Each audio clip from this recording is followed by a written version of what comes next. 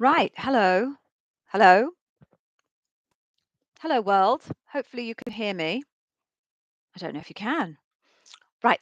Do me a favor. I've changed software solution and now I don't know, have a clue what I'm doing. So if you can hear me and you're out there, please could you just put a message in the chat just to confirm that you can actually hear me?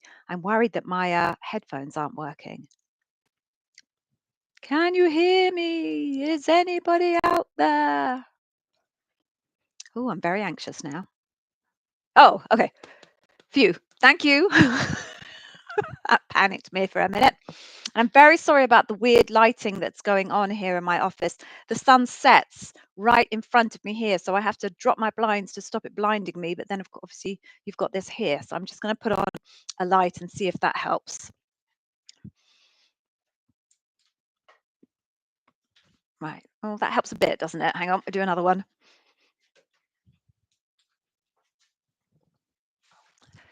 Okay, well, kind of. Lighting obviously is not my specialty here, folks, but I guess you're not here for any coaching on lighting skills. So you'll just have to live with it as it is. Right. So is my volume okay? I know you said you could hear me, so I really appreciate that, Raj. But is the volume okay? Everything sounding clear? And then we can move on. Oh, dear, a bit of a hair issue here. Right. Great. Thank you very much, Osama. All sounds like you can hear me. So why don't we kick off? I am on my own again today. Yevgeny is still on vacation. Probably wishes he wasn't because he has had the most disastrous vacation. I don't know if any of you have ever seen, what is it? Is it not planes, trains, and automobiles? What is that really old? Oh, I'll have to think of it. Can't remember. A film from the 80s where there's like this disastrous vacation and it's Chevy Chase. Anyone remember what that was? I'm probably showing my age, and you're all probably so much younger than me. I have to think about that. Anyway, bless his heart, he's had a bit of a disaster, so he should be back, I think, by next week. So let me just give you a brief introduction into who I am, and then I can give you a little bit of housekeeping in terms of how we're going to run this session, and then hopefully we will be good to go. So, first thing, I am Gigi. Figure you know that already, right? You've been looking at the channel, you know who I am. A little bit of a brief intro into how I got into this mad world of the Amazon interview prep. So I'm an ex-bar raiser and senior leader at Amazon. Um, whilst I was doing tons and tons of interviewing and bar raising when I was at Amazon, I started to notice people were doing some kind of weird things. And often it was kind of the same weird thing, which was weird in unto itself, right? Weird people, weird things doing, not weird people, they were lovely people. Weird things weirdly happening, all weird things. Anyway, so I started to ask some of my interviewees what had made them decide to do that strategy, etc. And they pointed me towards YouTube. Now, at the time, there wasn't a lot on YouTube. There were a couple of key channels providing advice on Amazon interview prep. And when I did a bit of a deep dive into them, I was a little bit concerned that it wasn't perhaps the right picture for candidates. Some of it was being created by someone who had never worked at Amazon before. So they were getting their information kind of secondhand and slightly misinterpreting it. And others were done by people who had definitely worked at Amazon before, but they had worked in a particular space. And therefore, although their advice wasn't wrong per se, it wasn't right for everyone. So I decided I would just set up my own channel because good Amazonian, you just kind of take ownership of the thing. Set up my own channel, started creating content, got great support from the Amazon recruiting team at the time whilst I was still at Amazon. When the end of my Amazon journey came along, I figured I'd see whether this was something that I could just kind of continue doing or whether maybe I could pay a few bills with it. So I set up my own business, which was the Amazon Interview Whiz back in the day, and started doing digital courses and supporting people in their Amazon interview prep. At some point, a customer of mine, who was also a customer of Yevgeny's, reached out to both of us and said, hey, you guys are kind of doing the same thing. And actually, I think you're really great and you should really work together. So we got together, decided we would be better working together than effectively competing with each other. And here you have day one careers. So we do digital courses and one-to-one coaching for people who are preparing for their leadership principle part of their Amazon interview. We don't cover the functional part. So we've got all of that. Obviously, we've got the extensive YouTube channel that hopefully you're making really good use of. We have a blog that you can also make use of, and then these weekly sessions. So that's the intro into me. How these weekly sessions work is you get the opportunity to ask me almost anything you like about the Amazon interview process and how best to prepare and to clarify anything that you're not entirely sure about when it comes to how things work or the leadership principles, etc. Um, but I say almost because there are some parameters within which I do need you to work. On one end of that spectrum is if you just have kind of a general, hey, Gigi, I'm interviewing tomorrow. Could I please have some tips? All I'm going to do is direct you straight to the YouTube channel. The YouTube channel pretty much has all of my tips on it at this point. And of course, I can't spend this 1 hour going through the entirety of the YouTube channel. So if you have a general question, please head to the YouTube channel first. And then if you find that it isn't answering your question for you, you're free to drop a comment in the YouTube channel and I will respond to it. The other end of the extreme is that, as I mentioned, we specialize in the leadership principle behavioral question part of the process, which everybody has to go through. What we can't, because I'm RP, what we can't do is be subject matter experts on the functional side of things. There are thousands, if not tens of thousands, different job families in Amazon, and no one, two, or three people can be subject matter experts enough to be able to tell you what the functional questions you'll face for all of those thousands and thousands of different job families. So if you do have a specific question about your functional interview, my recommendation is going to be to head to your recruiter and ask them that question because I'm not going to be able to answer it. Anything between those two extremes, I can certainly have a good go at. When you're dropping in your questions into this box here on the right-hand side, there is a character limit. So my suggestion is type, type, type, type. And if you hit the character limit, go back to the last full word you wrote. I need the last full word. Put a 1 at the end of it and move into the next box and keep going until either you finish or you hit the end of that box and you have to put a 2. And then that way I'll be able to trace your full paragraph, I suppose it would end up being, from top to bottom. Um, that's about it, I think. So we have about an hour. I am on my own, so I'm going to get parched, and I've just realized I don't have any water with me. So I might have to get someone to do a delivery. So yes, as long as you keep asking the questions, I will keep trying to answer the questions. Do stay until the very end of the session because I have amazing freebies to give you. They are absolutely the best freebies that are out there when it comes to Amazon interview preparation. I would bet large amounts of money on that. So do stay until the end and I will give you some, I'll put it in the box what the URL is because I've switched software and then I've just realized I have forgotten to account for that. So we'll deal with that at the end. Okay, so why don't we get going? Please do start dumping down your questions. I'll keep going as long as there are questions. And once we run out, I will go and make my family's dinner. So moving on then. So I'm going to call out some hellos to people as well. So we've got, Rajendran. Have I got that right? I hope so. Hello. Thank you very much for joining. Osama. Hello. Thank you very much. BK. BK.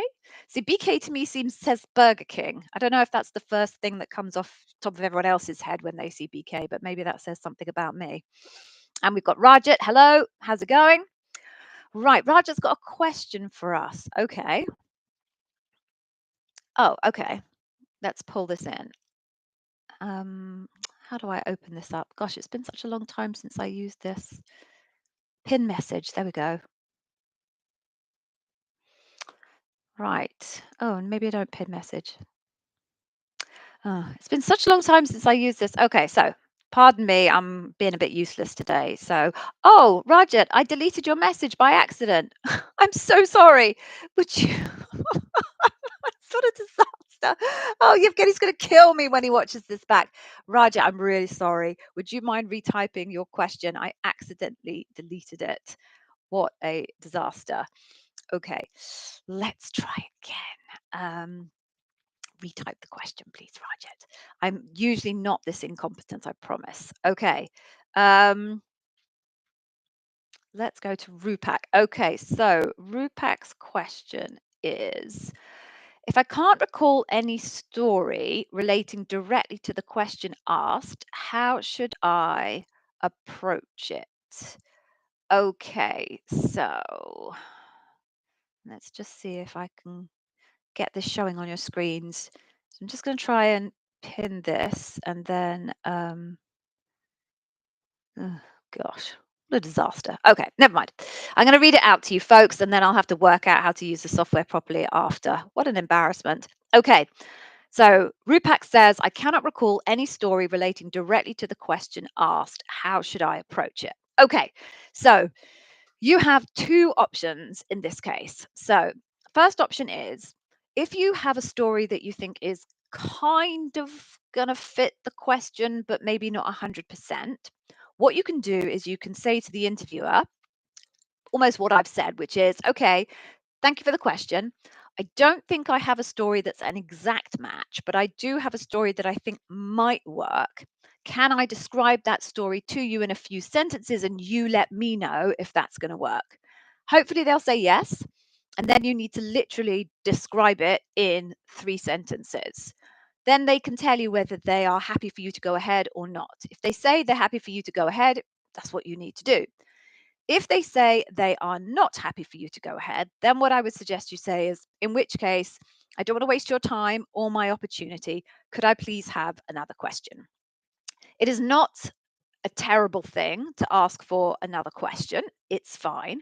You just don't want to do it too many times in your interview, because if you're having to ask for new questions over and over and over and over, that suggests to the interviewer that you don't have a lot of kind of a good spread or a good scope of stories to be able to share. And that is a concern. The reason why it's a good idea to ask them to tell you if it's okay to go ahead with the story is if the story doesn't turn out to be the right story, actually the responsibility for that falls on them. You asked them, could they use that story? And they gave you the approval. So you can't be to blame for not answering the question. One of the big complaints that interviewers very often have is that candidates just didn't answer the question. So if you're going to end up in a situation where you didn't end up answering the question, at least if you've asked their permission first, actually the onus is on them rather than on you. Okay, I hope that helps. Moving on then. Okay. Moving on, so we've got Wifecraft, Wifecraft, which is actually James apparently, but YouTube is named different. That's very confusing, James, but never mind. Right, let's pick this one. So we're going to try Raja again. Let's try Raja again and see what happens. There we go. Okay, hopefully, folks, I hope you can see that. I'm not sure quite how this software works. So if you can't see it, let me know. Nothing I can do about it now, but at least I'll know whether you can see it or not. So Rajat, you have 17 plus years of experience in Linux administration, and I'm interested in working with AWS. You're an AWS Solutions Architect Associate certified. What would be the right role for you? Okay, so Rajat, after all of that, this is not my area of expertise. I'm not a recruiter for AWS or in tech for AWS. So, what I would suggest you do, I mean, if you've got solutions architect, then the obvious place to start is in solutions architecture. Obviously, software development is also another space that you might have a look at. So, what I would say to you is actually go onto the Amazon jobs page and look for solutions architect, and then they have an algorithm that drives a panel in the right hand corner that shows similar roles. So what you could probably do is start at the solutions architect and then use that panel, that algorithm on the right, to navigate around other potential roles that might be tangential to solutions architect, and then pull those job descriptions out. Then review those job descriptions and ask yourself, okay, of all of these different job descriptions, which do I seem to have more skills for? Which do I seem to fit better from my experience and my skill set? And then that's the line of that I would suggest pursuing. So I can't tell you exactly, but at least I've given you a process for how you might get that. Okay, I hope that helps. By the way, everyone in the US, do you have any kind of a holiday today? Because in the UK here, it's what we call the Easter bank holiday. So Friday was a bank holiday, and then there's Saturday and Sunday, which was Easter Sunday, and then today, Monday, is another bank holiday. And I'm wondering if you've got the same in the US, because we haven't got a massive crowd today. And I wondered whether that was a reason. Okay. Let's pick this one up for James. Right. So I'm currently working with an R4R recruiting sourcer. I don't know what R4R is, James. For a senior technical recruit. Oh, I'm assume it's recruiting for recruiters, seeing as you're saying it's a technical sourcing role. This is the third time you've been passed around to a different R4R person in 3 weeks. Oh, so you're being bounced from re- recruiter to recruiter. Okay, let's see where your next question is. Okay, so the next part of your question is they've kept trying to set you up with 60-minute hiring manager interview, but the role keeps getting filled. Oh, that's annoying. Is there anything I can suggest, or do I just wait? If the roles just keep getting filled, there's nothing you can do. So just keep whoever you've got a connection with from a recruiting point of view, just keep in touch with them, keep following up and asking has anything else come up. But this is something that's totally outside your control. So there's nothing you can do about it other than keep an eye on the jobs board and apply if you see something come up. So I'm sorry that can't be materially more helpful than that. Okay, right. Let's have a look at this. Osama, right. Currently, you're working as an AA in GOAI. Lads, sorry, it's a very English thing to say. You're going to have to help me out with the acronyms here, people. I don't necessarily know every single acronym across this enormous organization. So if you have a question, let's do the long version rather than the acronyms. So okay, so you're preparing to be an SME. You've got to know that you've been shortlisted for the interview of an SME, subject matter expert, at level 2.5. Okay. Do you have a question, Osama? I don't see another one from you any further down. So if there's a question there, please drop it down. Otherwise, I can't really answer your question. Um, right, so let's just do Ranjendran here. Can I reuse the same stories from the phone screen? Different hiring manager through the loop. Okay.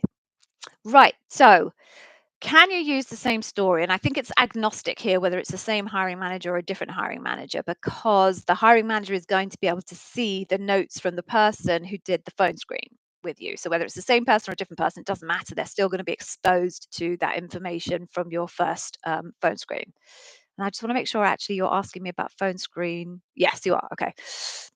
So, premise is someone's going to be able to see the notes in your loop that happened in your phone screen. So can you reuse the same stories? Yes, you can. But there are different schools of thought on this. There's no official rules, by the way. So, as a bar raiser, I actually much prefer to hear people tell new stories because, from my perspective, you've already used a story, it got you this far. That's a chip used, if you like. I wasn't overly keen on people trying to reuse the same chip because to me that seemed a bit pointless. You've already used that chip. So, my preference as a bar raiser was to hear new stories. And the more new stories you can bring out, the more impressive your range of high performing examples is. The more you can impress them with the more high performing examples, the more likely you are to get hired. However, sometimes that just isn't possible because maybe you don't have an enormous range of career history behind you and you're going to have to reuse some stories. If you're going to reuse a story, if you possibly can, try and effectively create two different stories from a single scenario. And what I mean by that is, and I'll just give you an explanation because it's probably easier than trying to articulate the whole thing. So if you let's say you are an Amazon Ads account manager and you have a situation where you promised a client a certain amount of impressions and those impressions didn't appear and you failed to deliver what you promised to deliver. You can create one story about how you earned trust back with that customer having failed to meet that commitment. And you'd focus on everything that you did to try and rebuild that trust with the customer. And that would be one story from your master scenario. you could create another story from that master scenario, which was all about the investigation that you undertook in order to be able to understand why you didn't get the inventory delivery that you promised. And that could be a dive deep story. And you'd really, really focus on all of the analysis that you did, all of the data sets that you went to look at, all of the people that you spoke to. So although you've got the same initial master scenario, you end up with two very, very different sounding stories. So if you are going to reuse, my suggestion is you try and use different leadership principles that are really very, very different to each other. So leadership principles that could be similar are things like bias for action and I'll write a lot. They're kind of similar. They are fundamentally different, but there is some overlap. Customer obsession and earn trust, they're pretty similar. But if you want to have ones that are really different, like I said, you can have customer obsession and dive deep. You can have deliver results and earn trust. You can have ownership and think big. These are all things that are actually not very closely related. And then you can end up feeling like that you've got a good range of stories, even though you're using the same master scenario. I hope that helps. I hope that's clear. Great. Okay, moving on. Right. So here we go. I'm going to pin this one. So, Feroz, can you please confirm if different interviewers can ask questions from the same leadership principle, or will they all be different? I have to give 5 rounds of interviews, so we'll prepare accordingly. Okay, so every interviewer is assigned a different leadership principle. So there should be no overlap in leadership principles. That's to optimize the amount of leadership principles they can cover in that set period of time. It's pretty inefficient for 2 people to cover exactly the same space. So what's supposed to happen is that each interviewer is assigned 2 leadership principles to cover off within an hour's interview. Now, sometimes they're assigned fewer than that if they're going to be also interviewing you for functional aspects as part of the same 1 hour interview. But rule of thumb, and best to be prepared and assume that everyone's going to be asking you 2 leadership principles. So if you've got 5 rounds of interviews in your loop, you're going to have to be prepared for 10 leadership principles. Exactly what leadership principles you're going to get, who knows? If you want to try and work that out, what you can do is first of all ask your recruiter. That's the easiest and most direct way of doing it. The next thing you can do is look at the job description and do a really kind of forensic dive into every single line and every single word in the job description and try and connect that language to a particular leadership principle, and then effectively count up how many times each leadership principle appears and stat rank them. If you're interested in doing that, folks, there is a playlist on the YouTube channel. It's just 2 videos in the playlist because it got a bit boring after a while. But that's basically a live session of me, people giving me their job descriptions and me working through them and pointing out the leadership principles. So if you want to be able to do that, go check out those 2 videos, and hopefully that will show you how I go about it. Or if you don't want to do that, I do run a service, a chargeable service, where I will review your job description and go through all of that information and send it back to you with a count of the stat ranked leadership principles. But yeah, so you should probably expect 10 leadership principles. So let's pop you back in. What is the next question? Right. So, Osama, so your question is about an associate. Okay. Okay, I'm still waiting for the question. Oh. Right, okay. So you don't have a question. You're asking, can I suggest you? Okay. Osama, I don't work for Amazon. So if you're asking me, can I suggest to Amazon that you get a job with them? I'm afraid the answer is no. I don't work there. And if I've completely misunderstood you, then please write it down again and tell me what you want to know. Right, hang on. Next one here. Danish. Okay, I'm really sorry if I mispronounce your name. I failed the recent interview for a NDE at AWS. Okay. I don't know what an NDE is. Once again, acronyms, people, acronyms. I think I lacked a store. You lacked at storytelling. Okay. I have identified that my problem is that when they asked the question, I could not relate which story should be used. Okay. Okay. All right. And the rest of the part of that question is, can I advise how do I keep track of them or related to them so I can do better next time? Okay. So I think your fundamental question is, how do I identify which of my stories is the right story to use for that question? Okay. So when you are preparing potential stories for your Amazon interview, the first and most fundamental thing you need to do is really, really understand the leadership principles. So you need to read those definitions of leadership principles and don't assume you understand what they're all about. Literally, read it line by line and word by word. Because every single word that is in that description is there for a reason. They debated every single one of those words for hours, if not days, if not weeks. Okay. So there's no wasted words in those descriptions. And if you have really, really understood all of those words in that description of the leadership principle, you will realize that there are actually multiple different, we call them facets in day one careers, but there are multiple different versions of that particular leadership principle.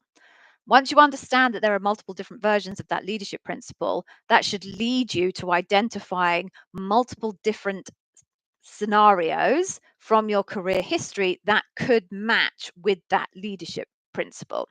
So, for example, customer obsession has four kind of facets to it. There's coaching, there is challenging, there is anticipating, and there is championing. Right? Those are the different versions of customer obsession. So, if you know that all of those versions of customer obsession exist, you know you need stories that will cover all of those. One for each would be amazing, but maybe one with two and another one with two. If you have built stories that include those different facets, whatever question the interviewer comes up with for your interview will inevitably connect to one or the other of those stories, because the questions that they ask you come from the facets which come from the leadership principles. So your preparation has to be all about understanding the leadership principles, developing stories that can cover any one of these facets slash dimensions of leadership principles. And so when you then get to the interview itself, the issue is less about what leadership principle are they asking me. The issue will be about, how do I answer the question? Which of the stories that I have pre-prepared actually answers this question specifically? So I hope that makes sense. I know sometimes, yeah, sometimes it's tricky, and sometimes people just don't have a story that connects to that particular question. But that goes then back to the point I made earlier when someone asked the question about what do you do if you genuinely feel you don't have the right story. If you really don't have a story that connects to the question that you're being asked, you're better off just to ask for another question than try and make something up on the spot, which can end up being a little bit of a disaster. And then in terms of how do I keep track of them? I think maybe you're asking me, how do you keep track of the questions that you've been asked in the interview? I just tell everyone to write it down. Every single question that anyone asks you in an interview, write it down.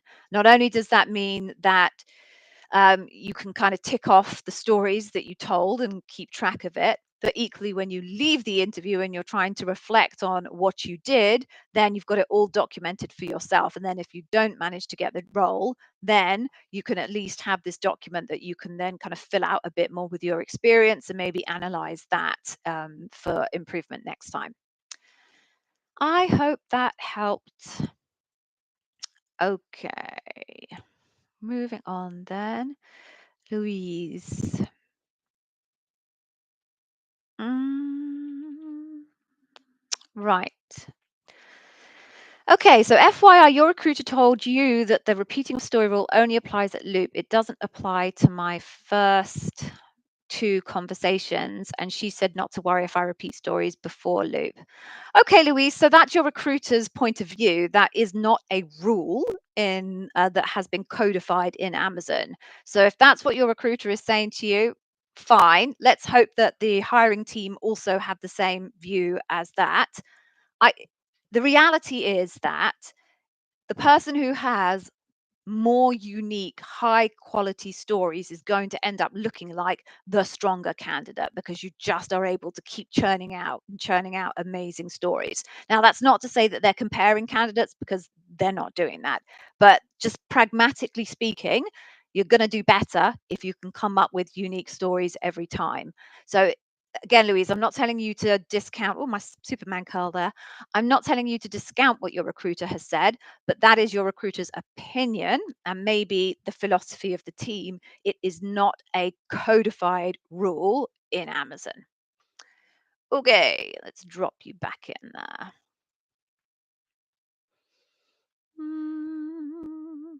This is a good question. I like this question.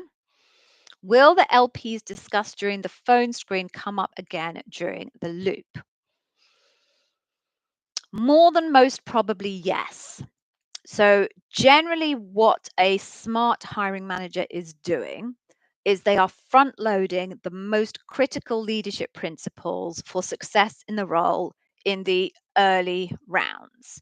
Because if someone's not going to be able to really impress you on the key leadership principles for your role, you'd rather find out sooner rather than find out when you've gone through the whole process and spent all of that time and resource interviewing them.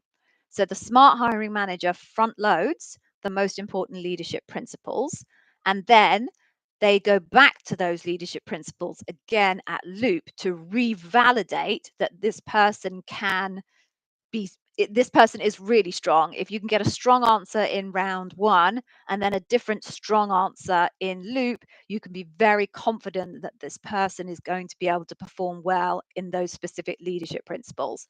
So my advice to everyone is assume that the leadership principles you got in your earlier rounds are going to reappear at loop.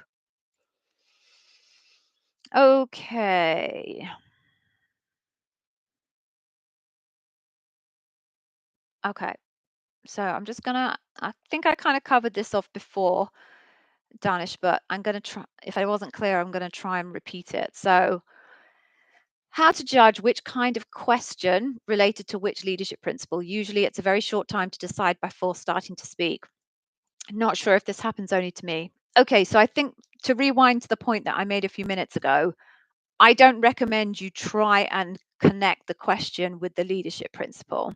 What I suggest you do is in your preparation phase, you build stories that connect to the leadership principles so that when you're in the actual interview and you're asked a question, you don't have to worry about, oh, what leadership principle is this? All you have to worry about is, do I have a story in my mental index that connects to that question? So, as banal as it might sound to you, just answer the question rather than worrying about what leadership principle that question is connected to. If you're going in maybe a slightly wrong direction in your answer, the job of the interviewer is to help get you back on track.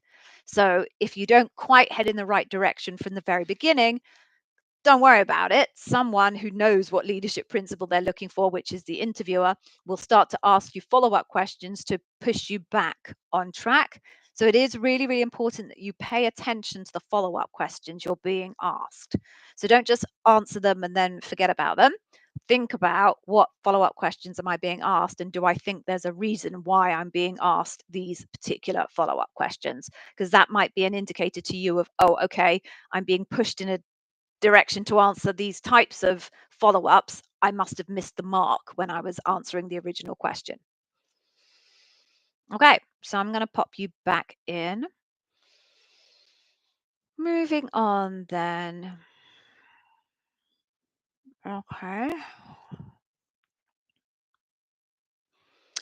If I do poorly in 1 out of 5 rounds, do I still have a shot? What are my chances? Okay, so I don't have any statistical data to share with you in terms of the probability of a hire for someone who does poorly in 1 round out of 5.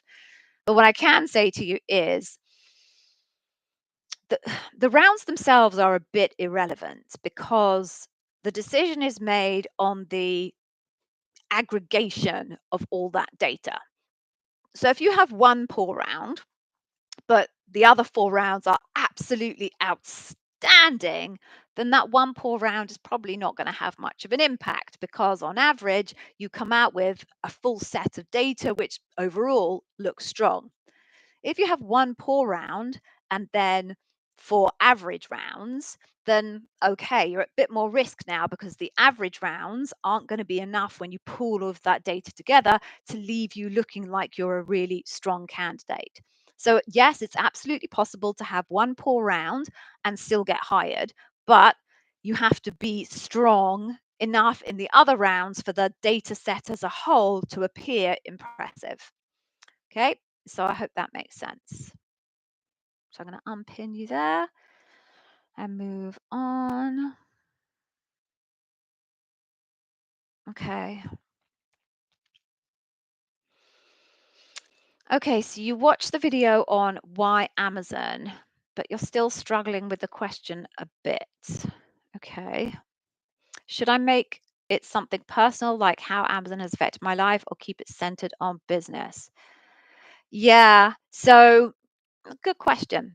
So essentially, when anybody asks you why Amazon, they're not asking you why the Amazon brand. Why do you want to work for this enormous behemoth that is Amazon and covers Audible, AWS, retail, um, God knows how many other small businesses. That's not what they're asking you.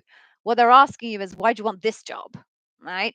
A hiring manager really isn't interested in why you want to work for the Amazon brand. They're interested in, why do you want to come and work for me in this job?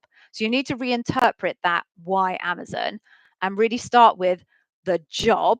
Why do you want this job? And then work to convince the hiring manager why this job would benefit your career and why you would benefit this team with your particular skill set. Once you've covered those off, then you can talk, if you want, about why doing that within the master brand of Amazon is a further advantage. But really, what you should be doing is focusing on the role itself and what you want to do as far as the role is concerned. I hope that makes sense. Okay. And to answer your specific, make it about business, not about personal. Moving on then. So I'm getting blinded by the sun going down behind my neighbour's house. Okay. I'm going to pin this one. Okay. Jadev. Okay. So far, as far as I can tell, Jadev's question is the last one. So if you do have any other questions, please do bang them down. If not, I will finish up early.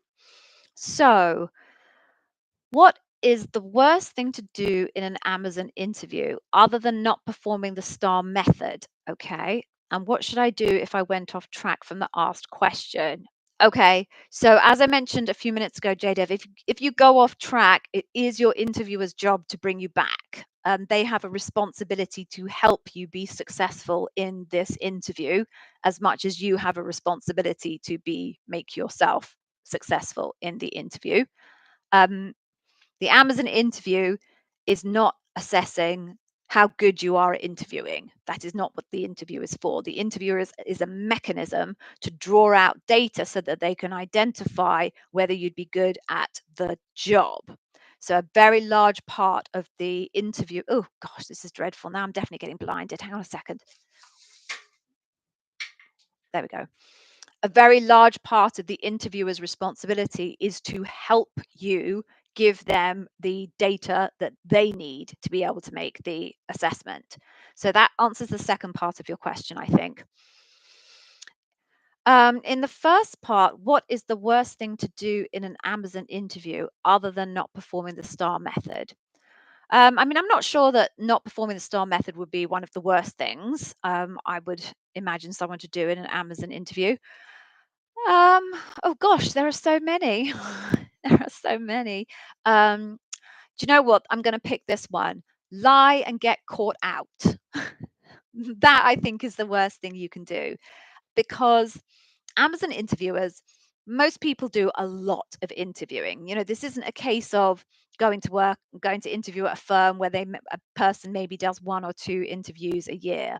Most of the people that you have your interview with at Amazon are probably doing maybe an interview every 2 weeks if they have kind of a light schedule. If they have a heavy schedule, it's interviewing once a week. So these people are really experienced interviewers. They've seen it all before and they've heard it all before. And they are very, very good at identifying things that potentially sound a little bit fishy and digging into those things. And generally, what happens is once they start to dig, people who have been generous with the truth, we'll put it that way, do start to become unstuck. So, strongly suggest you don't make things up in your interview, or if you feel compelled to, then make sure that everything connects. There's nothing worse than a candidate sharing metrics with you that are in theory related to each other and doing the quick math in your head and realizing that one of those metrics could not possibly be correct. That really breaks trust. An earned trust flag goes up immediately. And once you get an earned trust flag from a interviewer, it's very, very hard to convince a bar raiser to bring you into the organization if your interviewer didn't even trust you in the interview. Okay, I hope that makes sense. Pushing you back in here. Let's pull this one. Pin this. As an individual contributor, is it likely that you'll be evaluated on Hire and Develop Best since the job description mentions mentoring junior engineers? Yes. So when the job description talks about mentoring, you definitely need to be prepared. I think obviously it's not the higher part of Hire and Develop the Best that someone will test you on, but potentially the develop part. So tell me about a time where you saw a colleague struggling and you stepped in, that type of thing. So yeah, I would be prepared with a story or two where you've maybe helped out a colleague when they were having a tough time, etc. It doesn't need to be formal mentoring or anything like that, but definitely worth having a story around helping somebody else out and supporting their development or giving them knowledge that you already have. Okay, so folks, we are now out of questions. So if nobody has another question, I guess I need to share with you the website that you need to go to for the free stuff. Right, now I have to have to check that this is actually the right one. So hang on a second. It's all live, folks. It's all live. Okay, free stuff. Make sure this is the right one. Ugh. Yevgeny's going to absolutely kill me. Oh, that's because I've done WWE rather than www. That makes a lot of sense. Yes. Whew, okay. So I'm going to put in the chat here the website that you need to go to. All right, I can see there's another question there, so I will come back to that. So you can see in the chat there's a link there to Day One Careers /free stuff. There's amazing stuff at the end of that link. In there's a number of things. The first thing there is a sample of our, I was going to say starship, but that's not the right term, flagship. I'm sorry, folks. Starship, our flagship product, the Amazon Interview Success System. There's a little sample there of that product. And effectively, this sample is focused on customer obsession.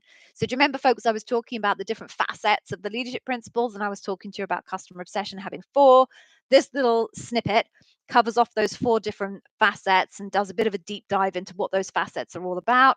It also tells you what your interviewer is looking for in your customer obsession answer, so you can make sure you incorporate those specific things into your answer for customer obsession. And there's also a little mock interview, me interviewing myself, so you can see how the whole thing might come together in an interview. So that's the first thing you get at the end of that free URL. Second thing you get at the end of that free URL is a link to what we call the Amazon Interview Tool Pack. It's got a few kind of models in it you can use, but the most useful thing in there is a big question bank of what we call plausible Amazon interview questions. They're not the exact Amazon interview questions because we don't have that and we wouldn't be able to share with you even if we did, but we've come up with our own version based on what we know Amazon interviewers are going to be looking for. It's great for practice, but just bear in mind that those exact questions will not come up in your Amazon interview. If you take out either of those things, you will get access to our Heartbeat community, where there are about 6,500 people either who have previously been interviewing for Amazon or currently interviewing for Amazon. There's a number of channels there that you can use, a little bit like Discord. One of those channels is a buddying up channel where you can reach out and see if other people will do mock interviews with you. There's also an amazing AI chatbot that we've built into that platform, which basically is trained on all of the content from the YouTube channel. We call him Andy. And you can ask Andy any question. And if the answer exists in the YouTube channel, Andy will tell you the answer. And it saves you actually trawling your way through the YouTube channel. Don't worry about the fact that I spent many, many, many, many hundreds, if not thousands of hours developing that YouTube channel. Don't worry about it. Andy is a really nice shortcut to answering some of the questions that you have. So do go and make use of that. It's all free. I'm going to go back because I can see there are a couple of questions. So okay, so Cyber Halal Academy, okay. Is L4 the last level? It says least, but I think, oh, you mean the lowest level in Amazon for recent grads, or are there lower levels? No, L4 is the bottom of the corporate ladder. Anything below that you'll find in FCs, but corporate ladder starts at L4. So let me unpin that. Do we have any others? Oh, you're welcome. Rupak is thanking me, so it's my absolute pleasure.